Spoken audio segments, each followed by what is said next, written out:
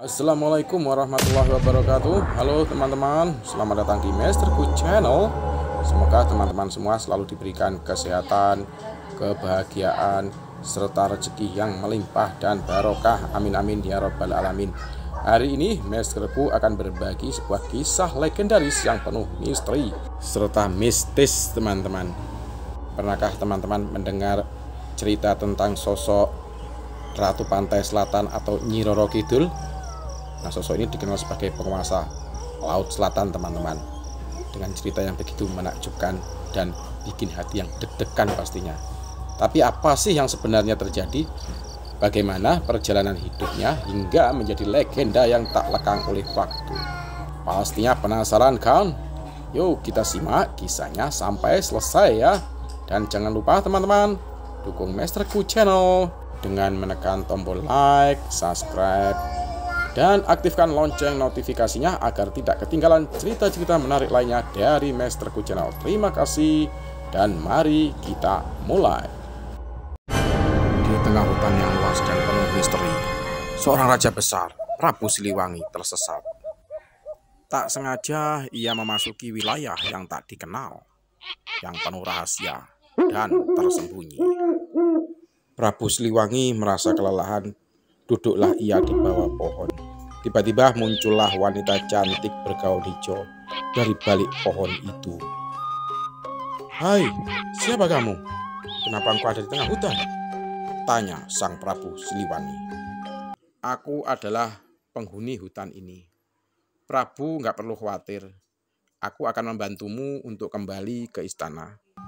Asalkan engkau mau menemaniku di sini," jawab wanita itu. Teman-teman, wanita itu tidak hanya cantik, tapi dia juga memiliki pesona yang memikat. Dia mengajak sang Prabu Siliwangi untuk tinggal bersamanya di hutan yang damai. Tentu saja sang Prabu tidak bisa menolaknya. Sang Prabu Siliwangi akhirnya jatuh cinta pada wanita itu.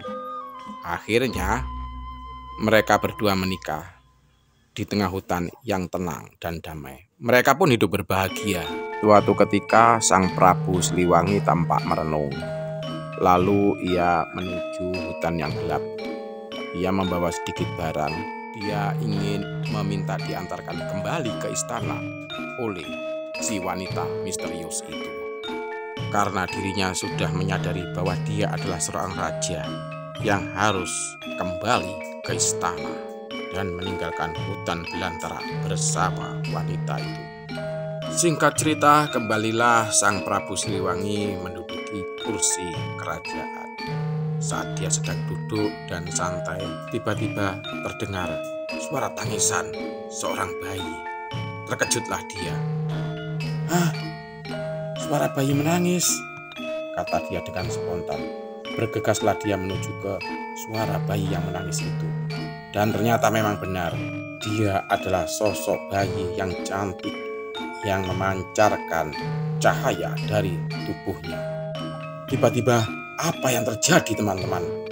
Datanglah sosok wanita cantik misterius itu di hadapan sang bayi. "Ini adalah anak kita. Tolong jaga dan rawat dia baik-baik, karena kelak dia akan menjadi sosok ratu yang tak terkalahkan," kata wanita misterius itu. Lalu kemudian dia menghilang. Sang Prabu pun heran dan tertegun. Kemudian dia berjanji akan menjaga dan merawat bayi ini sebaik mungkin. Maka diberi namalah dia Kadita.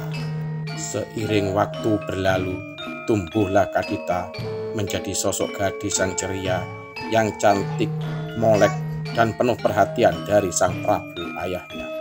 Karena perhatian dan kasih sayang dari sang ayah yang begitu besar, maka timbullah iri dan dengki bagi istri mudanya yang bernama Dewi Mutiara, yang akan berniat jahat serta mengusir Kadita dari istana dengan kekuatan ilmu mistiknya. Akibat ilmu nujumnya, Kadita mengalami kesakitan yang luar biasa. Seluruh tubuhnya berubah menjadi sisik ikan yang berwarna hijau. Sang ayah Prabu Siliwangi pun ikut sedih karena seluruh ahli-ahli pengobatan di penjuru negeri tidak ada yang mampu mengobati. Dia pun menyerah. Kadita, maafkan ayah, ini adalah takdirmu nak. Baiklah ayah, Kadita akan jalani ini dengan ikhlas. Dan Kadita akan meninggalkan istana. Demikian ujar Kadita dengan nada lirih dan sambil menangis. Tak lama kemudian dia pun berlari menuju ke arah hutan belantara, meninggalkan istana untuk menemukan obat atas penyakitnya. Di dalam hutan dia berdoa, menangis, dan merenungi nasibnya atas penyakitnya yang misterius ini. Saat dia sedang terdiam dan berdoa, tiba-tiba terdengarlah suara aneh dari kejauhan. Kadita, berlarilah ke arah pantai, berlarilah ke arah pantai. Kadita pun bingung setengah percaya dan tidak. Kemudian dia bergegas menuju ke arah pantai untuk mengikuti saran dari suara itu. Saran dari sosok wanita yang misterius. Ternyata apa yang terjadi setelah dia tiba di pantai, teman-teman. Kadita, segeralah ceburkan dirimu ke dalam laut. Melompatlah ke dalam laut dan ceburkan dirimu agar penyakitmu segera sembuh. Tanpa pakai lama dan berpikir panjang, meloncatlah Kadita menuju ke laut dan menceburkan dirinya ke dalam laut. Ternyata apa yang terjadi, teman-teman? Setelah bercebur ke dalam air laut, seluruh penyakitnya hilang, sisiknya menghilang seketika. Berubahlah Kadita menjadi sosok wanita cantik jelita. Dan begitulah Kadita kini menjelma menjadi Nyi Roro Kidul atau Ratu Laut Selatan yang tak terkalahkan oleh siapapun. Kini Kadita menjadi sosok penguasa Ratu Laut Selatan. Demikianlah cerita legenda tentang Ratu Laut Selatan atau Nyi Roro Kidul. Thank you for watching and see you on the next video. Bye-bye.